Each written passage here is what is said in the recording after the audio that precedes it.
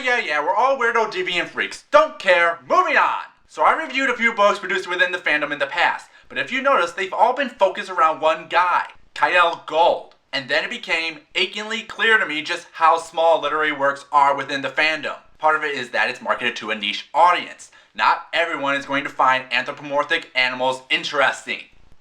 Weirdos. That's not to say that upsets me. Hell, we're actually pretty spoiled since most old school furries had at best fanzines that have been lost to time. So the fact that I can find publishers that cater to the fandom and are successful is almost nothing short of a godsend. But it's still small. If you were just to look at a standard year releases, you will mostly find anthologies, the yearly Kyle Gold novel, and a handful of everyone else. It becomes really telling when Kyle Gold decided to pull all his future works from award consideration because he kept winning all of them. I'm not joking.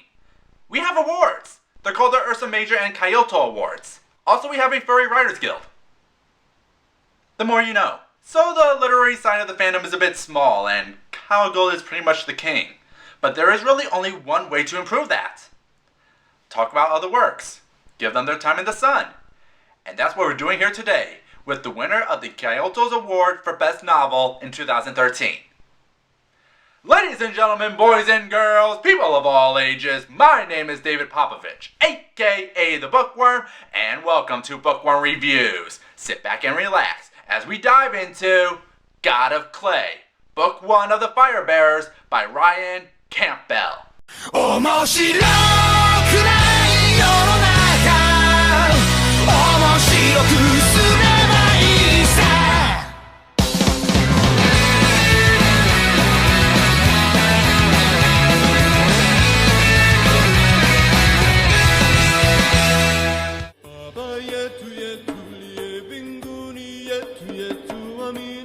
We open up with Doto, the god of the forest, who's also a leopard. Well, okay, he isn't really the god of the forest, he's actually the son of the god of the forest, Kawaii. I really don't know how you pronounce that name, but Doto might as well be god of the forest, cause his father, for a very long time now, Kawaii had kept himself shut away in his temple. Even on the best days, he could be irascible and mean-tempered. On the worst, Doto pulled his mind away from such thoughts. Yeah.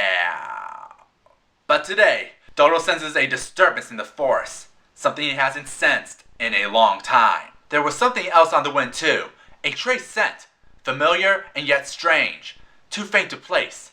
It plucked at his memory. He journeys out to see what is causing it, only to see it is his worst fear. A cloud, rising above the savannah. A black cloud. His fur stood on end. Ouya, their greatest enemy, Ouya the fire god, has come back with his minions, the fire bearers.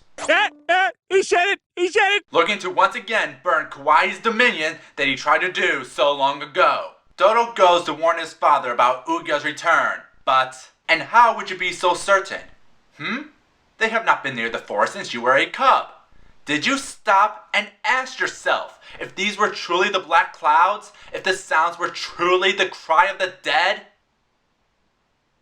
What an asshole! Yeah, Doto has some serious daddy issues. His father's the kind who think men need to be strong predators to take what they want, because they are gods. But Doto's mother, who is the god of earth and dead, as far as we know, has made Doto soft in his eyes. But Kawaii isn't a complete asshole. Just mostly one. He actually offers Doto the chance to be by his side as father and son. If Ouya indeed advances upon the forest, then we must know of it. He licked his teeth in thought. You must go to them. Seek out their nests. Learn why they are there, and what their intentions are. And when you have learned all you can, capture one of them. Bring it back to me alive.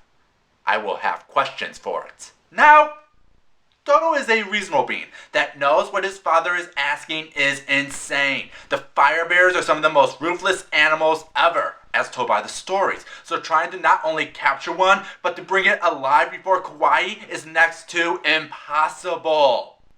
However, the chance to finally be accepted by his father as a god of the forest, he would do this. He would prove that he was a true forest god, a son to be proud of. Daddy issues, man.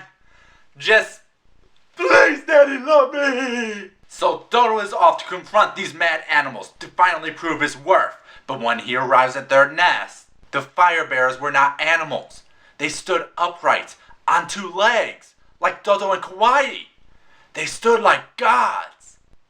I'm going to give you a guess what these animals are. How'd you guess? It's here we meet the two other important players. Clay, the second son of the king of the tribe, who can best be described as Kirk Cameron. You must be careful and look to your people and to the gods for guidance. And Laughing Dog, the youngest of the brothers, whose relationship with the gods are... Times change. Things change. Things that were true long ago might be less true now. Basically Kirk Cameron's worst nightmare, and he doesn't hide it. Clay's people have moved to the forest because drought has caused most of the savannah to die. But at the forest, there is plenty of food and water. For the first time in years, they no longer have to worry about starvation. But the experience has left Laughing Dog to believe that they should move beyond the gods, that they haven't been helping them in their time of need. So real or not, why should they listen to them? And you can't fully blame him. This is in contrast to Clay, who is utterly devoted to the gods. He believes that he has to worship the gods for everything because from their stories, man must respect the gods or suffer the consequences. You can see where this is going, but the story doesn't make one side right or wrong. It presents to us with their views so we can understand where they are coming from, siding with neither. But the tribe does not agree with Laughing Dog's viewing his blasphemy. Laughing Dog makes a bet with Clay that on their next hunt, whoever can kill the most animals will show proof on whether the gods will listen to Clay's prayers or if Laughing Dog's willpower is the victor and what direction the tribe should go. But when the time comes, an animal stampede caused by his brother's spear tramples Clay, losing his foot. It doesn't change the stance the two had. Laughing Dog continues to preach about moving past the gods, which causes his father, the king, to banish him till he learns to recognize them. While Clay, being injured, gets kidnapped by Dodo to bring to Kauai. As it sets their journey in motion, Clay and Dodo begin to see that maybe the stories they have been told for years might not be 100% accurate. He wasn't sure now what he had expected of the fire bearers. As a cub, hearing tales of them, he had always envisioned giant, towering beasts with great teeth, wreathed in fire. Certainly not these blind, hairless monkeys that walked upright. How could such a pitiful, fragile thing be a fire bearer? While Laughing Dog goes on his journey, and guess who he comes across? Do not be afraid, said a voice. It was a man's voice, deep and resonant, seeming to come from everywhere, with a roar of wind, and crackling and popping around the edges of the words. Laughing Dog looked up, turning. Where are you? He asked. Who are you? I am Ouya, said the voice from everywhere. And I am with you. What a twist! And that is, in a very dense nutshell, God of Clay. And it is fantastic. Ryan Campbell gives to us a story about faith, religion that is not in the classical Christian good versus evil, but more along in African fantasy. As far as I can tell, these gods don't exist, but are heavily influenced by African culture, which gives it its unique feel. And it even shows some serious shades of gray. While it seems Ouya is the bad guy, it's through Clay's and Dodo's journey that the two begin to see that there might be something to the stories about the fire bearers and the gods that has been purposely left out. What that is, we don't know, but it makes you wonder what the true story is. The story is a great look into the characters, showing their different points of views about belief and their flaws. What is most surprising is how this is building up to something grand, yet it keeps itself personal, and it does a great job balancing the two. The world building doesn't get in the way of the characters, and the characters don't undermine the world building, though it does suffer a bit from peripheral character-itis. In particular, one character that is used pretty much as, hey, how's it going? Exposition, exposition, bye! Only to never be seen again. I can't even remember her name. That's how little bearing she has on the plot. All she was used for was to show us that Clay is gay. A furry novel with a gay character. Shocking. In the end, if you're looking for a different kind of fantasy book with fascinating themes about religion and faith, then I highly recommend this book. Just be prepared for some really long chapters. I don't know why, but the furry books always seem to have ungodly long chapters. Nonetheless, I cannot wait to read the sequels when they finally get released. What about you, Internet? What's your opinion about God of Clay?